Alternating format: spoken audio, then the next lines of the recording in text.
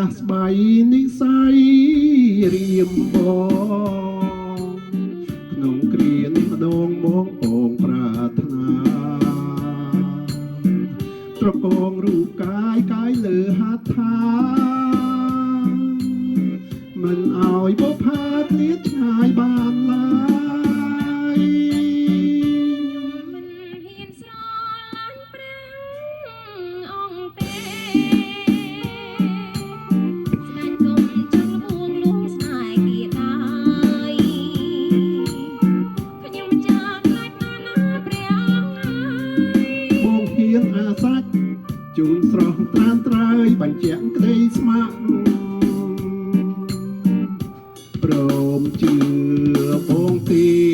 ស្នេហ៍ពុនលោកបើជឿថាបងមកណាវលៈបងមិនថាអ្វីមិនអន់អាក់ឲ្យតែអូនស្ម័គ្រព្រមស្នេហា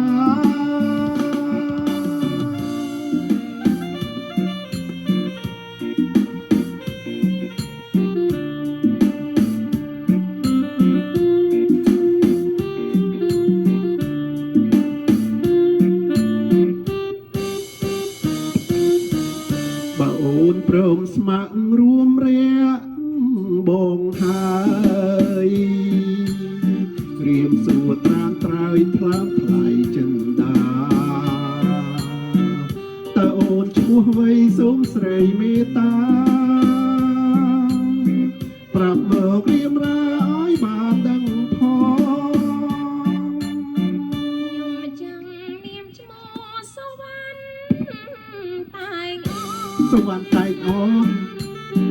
មិនសមជួនឡើយណាព្រះអង្គសមណាស់ណាស្រស់នួនល្អសមនឹងឈ្មោះបងសុវណ្ណកុមារខ្ញុំមិនចាំព្រមស្ម័គ្រព្រះអង្គហើយតែព្រះអង្គហើយសូមមេត្តា